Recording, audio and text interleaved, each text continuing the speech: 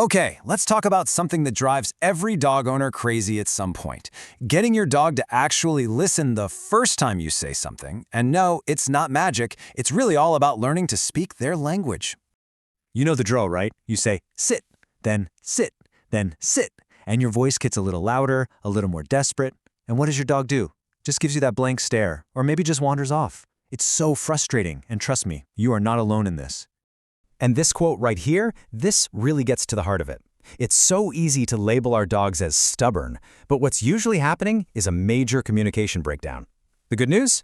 You can totally learn their language. So, we're going to break down the 4 key pillars to becoming the clear, confident leader your dog has been waiting for you to be.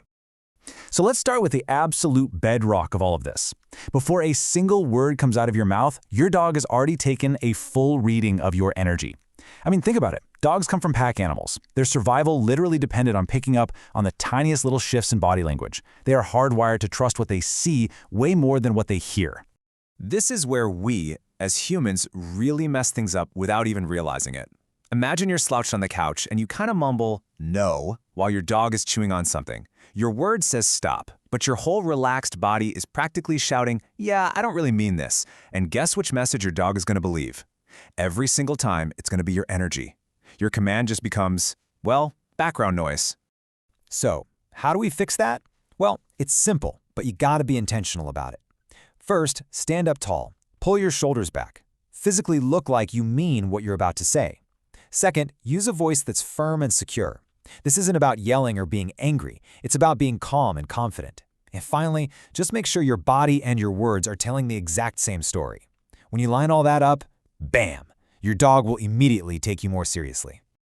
All right, so our energy is in check. Now we can build on that.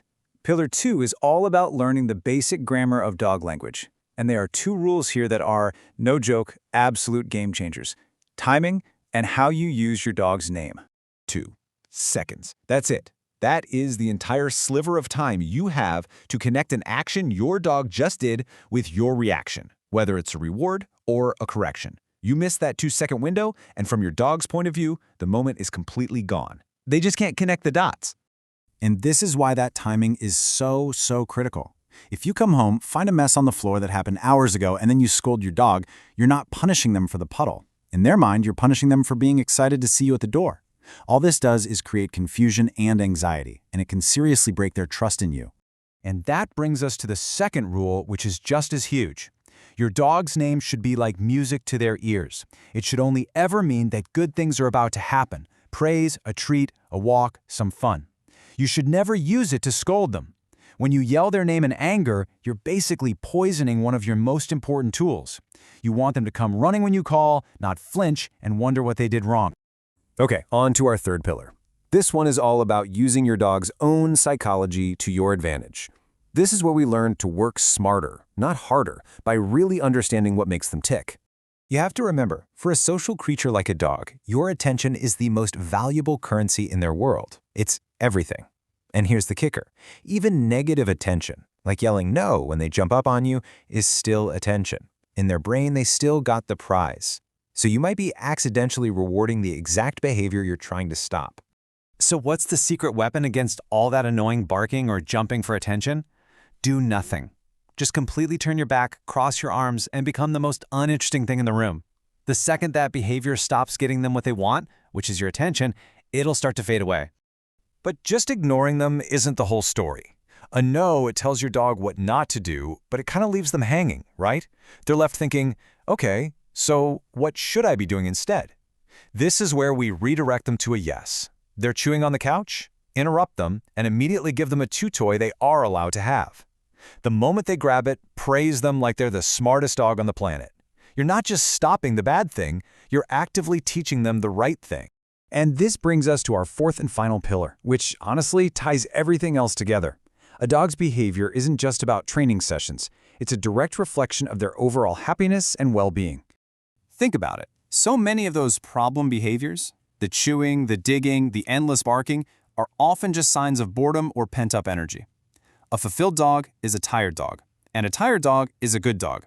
That means daily walks or runs, sure, but also mental workouts like puzzle toys. They need healthy interactions with other dogs and people, and a predictable routine really helps reduce their anxiety. You give them all this, and you're building the foundation for a calm, secure, and obedient companion. So, as we wrap this up, you can see that these 4 pillars aren't just a handful of training tips.